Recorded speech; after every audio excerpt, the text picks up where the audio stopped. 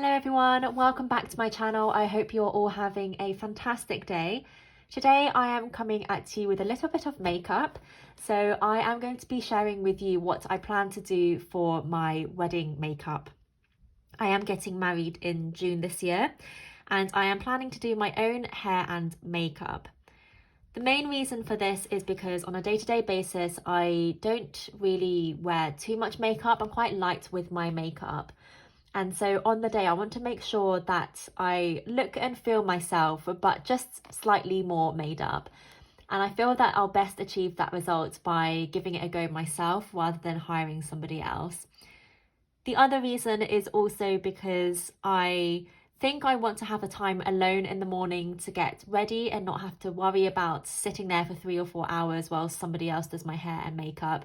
I think if I do it by myself, one, I will be a lot quicker and as a result, probably not as professional, of course, since I'm not a professional makeup artist or hairstylist.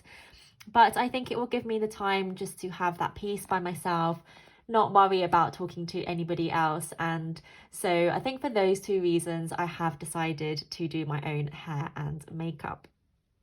So I have been experimenting a little bit with a few products. What I'm going to do today is show what I wear on a day-to-day basis, which is everything that sits within this makeup pouch.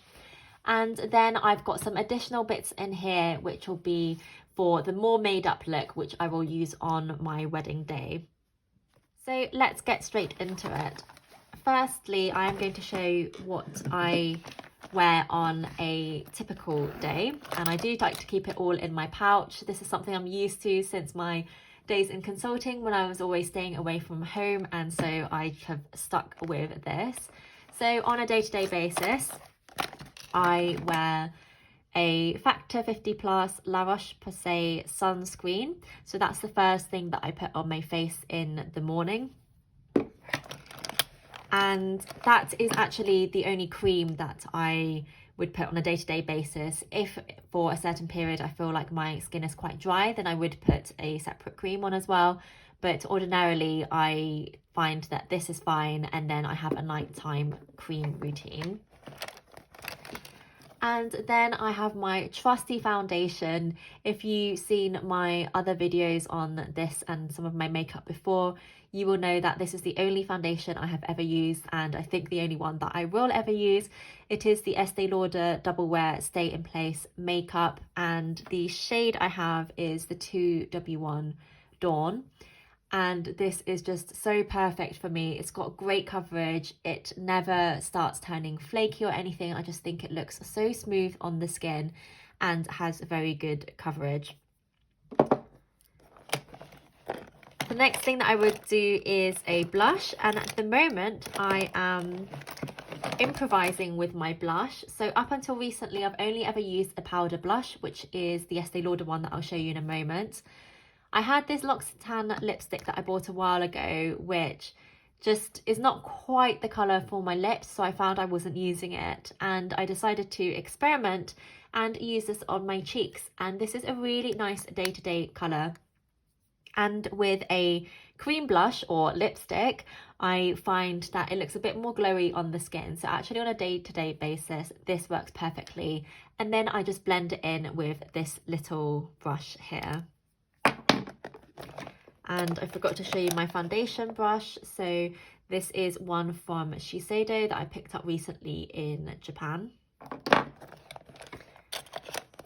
And then for my eyes, I will wear some mascara. So I've got very short and flat eyelashes which point downwards, and so I always curl my eyelashes if I'm going out of the flat. And this is a new mascara that I picked up in Japan, which is honestly the best by a mile. So I've tried a number of different mascaras throughout the time that I've been wearing makeup over a number of years, whether it's high street brands like Rimmel and Maybelline, or more luxury skincare brands like Estee Lauder, YSL, Dior. I've tried all of them. But this one is a high street pickup from Japan. It is the Heroin Make Long and Curl Mascara. and it is honestly so good. And this comes highly recommended in many reviews and posts about what are the top beauty buys for Japan, and it's just amazing. What I love about it is somehow it manages to keep your eyelash curled after first application. What I found with all other mascaras is that I'll curl my eyelashes and then I apply mascara and they all flatten to a degree, and so then I will curl them again and then apply another coat of mascara. With this, that second stage of curling is just not necessary because it stays curled. So if you want a mascara like that, then check this one out if you are going to Japan, or if you've got a friend or family member who's going and who can pick it up for you. It's honestly amazing. So I bought a couple of these whilst I was out there because I was so impressed. Then sometimes, depending on the day, I will put a little concealer on just for under eye to brighten the area up. This is totally faded, but it's the Estee Lauder concealer stick, and it is in 1C Light Cool shade, and I will just apply that under my eyes, but usually this will be a slightly more made up look for me, so not a very regular day. Again, another one for a slightly more made up look is eyebrow mascara. Is that what it's called? Eyebrow, I think, mascara, yes. So this is one from Rimmel, and I've got it in a dark brown colour. So I will apply that if it's a slightly bit more made up day, and don't really use the other things in here. So I've got an eyeliner here, which is Shiseido. This is a very nice one as well. So again, if it's slightly more made up, I will wear that. I have a bronzer, which I've had for so many years. This is from Body Shop, and I bought this as a bronzer when I was a teenager, I think, and now use it sometimes as a contour. And then I've got this brush here, which I double up. So on this side, I use it to blend in any highlighter, and on this side, it's for the bronzer or the contour. And then I've got a couple of mirrors in here, a little beauty blender for the concealer under the eyes, and this is just another mascara which I was using until I bought this one, so now both just sit in this bag. So that is all my day-to-day makeup, including my average kind of going out during the day or going for a regular meal kind of makeup. And that, to be honest, was most of the makeup that I would do before I started exploring for my wedding. The only other thing actually which is in here at the moment is a highlighter, which I would also use on a regular kind of meal out, or if I'm meeting friends, going central shopping, anything like that, I would also apply this lovely highlighter. So the highlighter just sits under there.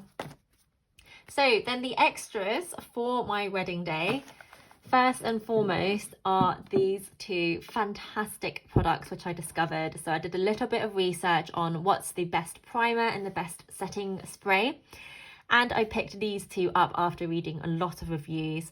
I have not used any primer or setting spray before, so I have no comparison for these, but all I can say is by using both of these products, or even just one of these, extends the duration of the makeup and the staying power so much, and I've been really impressed.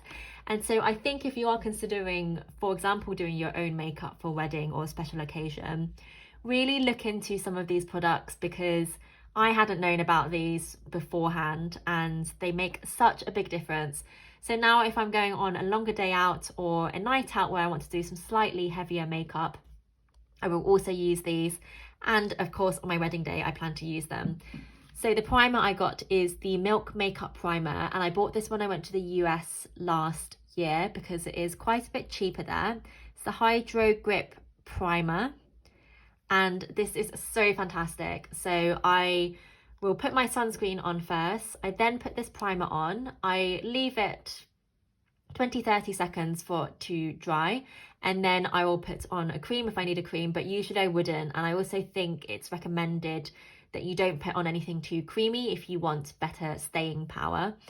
But then I will just put my foundation straight on top of this, and it's honestly so amazing. So I've used this on its own a few times now, and it will last the whole day. And at the end of the night, I feel like my makeup hasn't budged at all, and it still looks like I've just done my makeup, which is amazing. I'm really impressed with this.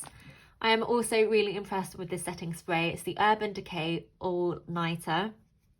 And so this is the last thing I will just put onto my face. I just spritz it on after my makeup.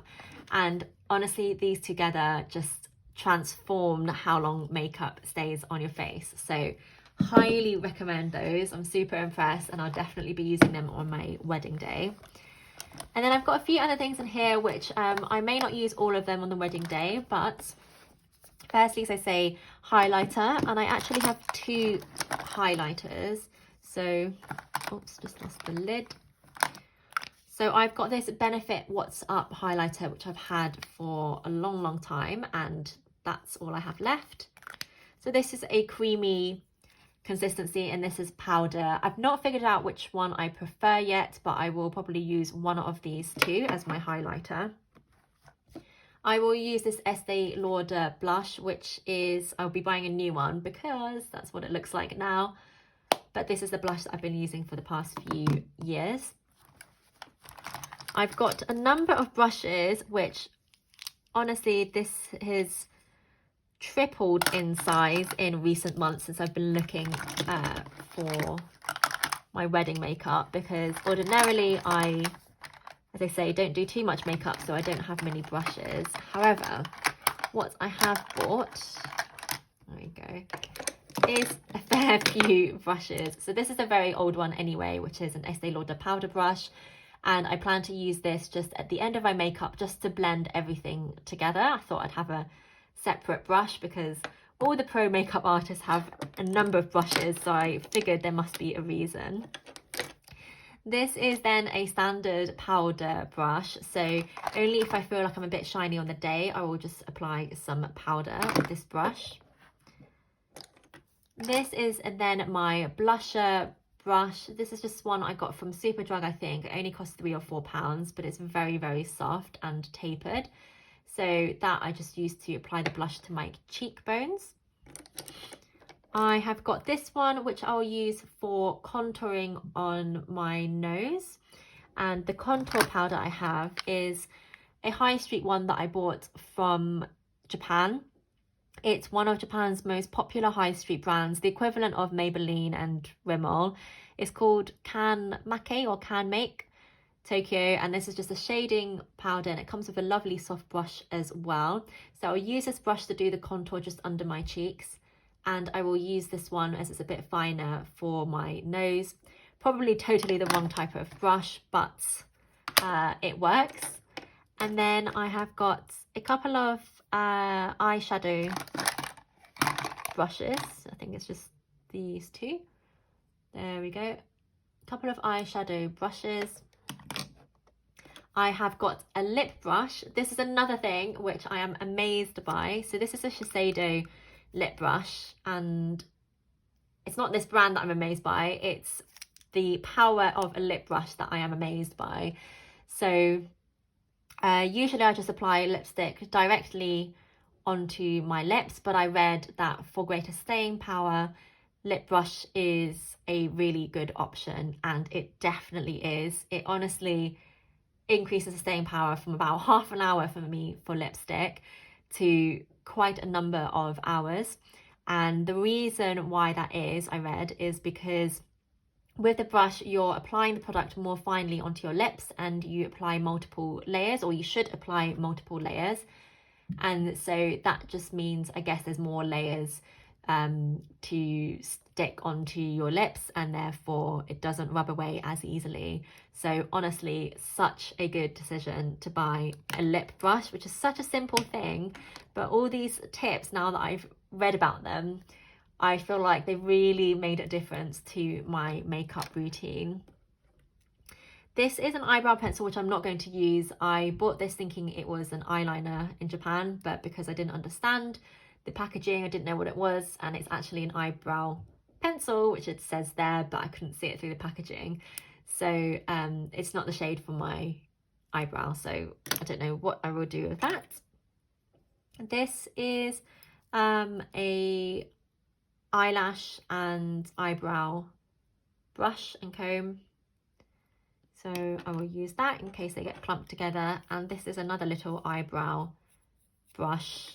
I don't think I need both, but I got a bit giddy in the store in Japan and bought both. And then this I'll probably just use to buff out the contour and blush. I'm not entirely sure, but I figured it wouldn't do any harm just to add another brush to my bag. So some of these brushes I had anyway, and then these ones, whoops, sorry, are more new. Then I've just got another eyelash colour. This is an old one, a number 7 one, which I've just put in my bag as well. The powder, which is a standard high street powder. Don't know the brand. And then I've got 2 eyeliners, which are amazing. So this is from the Can Make brand again, the same one as the bronzer. Apologies if I'm totally butchering the name. It's a creamy touch liner, and I got it in black and brown. So another tip I read is that the brown eyeliner is a lot softer and is good for under eyes. So I'll probably do that, and then black for the top of my lids. And it's just a little pen that twists open like that, and it applies like a creamy liner, as it says. So because it's more in like a pencil crayon structure, I think it's easier to control how it applies, but it is kind of liquidy and very soft, so it goes on really easily. So I love these. Then I've got a little bit of highlighter for the inner corners of my eyes. So I've got this one from number 7 here, which I'll just put on the inner corner of my eye. And I've also got this Rimmel liquid eyeliner, which is more gold and glittery. So I'm not sure how I feel yet about whether to put this on the inner corner and just under the eye. I'm not entirely sure yet, but I'll be using both of these or one of these. Then I have this eyelash glue, which is another one I picked up in Japan that I read is one of the best eyelash glues out there. So I will be applying false eyelashes on the day. I will need to do a few practice runs in advance, but I'm sure it'll be fine, and I'll be using this glue. Then I have this eyeshadow palette. This is just one, so it's by Revolution. It's a high street one. I got it from Superdrug and very inexpensive. So I think this whole palette was £6. And the reason why I bought it is because I wanted to experiment with some of these more red kind of colours. I find the brown eyeshadow makes me look more dull and more tired, and I'd never really clocked on to why eyeshadow just didn't work for me in the past. And so whenever I try and do more makeup, I put some eyeshadow on, and then I think I actually look worse, and then I remove it, and it's a constant cycle like that. And it's because I haven't spent the time really researching how to do makeup properly. And when I started looking, I saw a lot of Asian people with the sort of reddish colours, and I thought it looked really nice. And this palette has just got a very good combination of colours. And I found the ones that I'll be using. So I'll be using this one first, just to kind of prime the entire eyelid. Then I'll use this as a second layer, which is just closer to the actual eyelid itself. And then this one for a little bit of sparkle, just kind of in the middle and the corner of the eyelid and my eyes. And I think that gives a really nice subtle look that brightens up my face. And I'm so happy that I have found this combination which works, because honestly, I'm 31 years old, and this is the first time in my life that I've actually found eyeshadow that I can apply that actually I think looks good on me. So I have used this a couple of times already just for some evenings out, and I'm really happy about that. And then the final thing, I've actually not used this yet, but again, it's by Can Make, and it is a primer for eyeshadow. And this is another one I read very good reviews about, so I will test that out as well. And that is everything. So that's everything I'm planning to do for my wedding makeup. I'm planning to do my own hair as well, so I will curl it. I'm having my hair down, and that was the big deciding factor as to whether I bring a stylist in or not. If I wanted to have my hair up in a kind of like loose curl bun, then I would have hired a hairstylist, but I decided I think I prefer it down because that's how I usually have my hair. And as I say, I want to feel more natural and myself on the day. So I will curl it myself. I'll have a couple of little fancy hair clips in and my veil in the back. So I need to figure out how to put that into my hair. But otherwise, yes, everything is all DIY. And I have to say, I've really enjoyed this little journey of doing a bit more makeup research as well. And this was the thing that I needed to give me a bit of a kick and a motivation to watch some makeup reviews and videos online and to read about them. And I found it really fun. And as I say, I'm really pleased that I found an eyeshadow method which works for me. Thank you so much for watching this video. Let me know if you've got any questions about any of the things that I've shown here or my plan for the day. I will be happy to try and answer them. Thank you.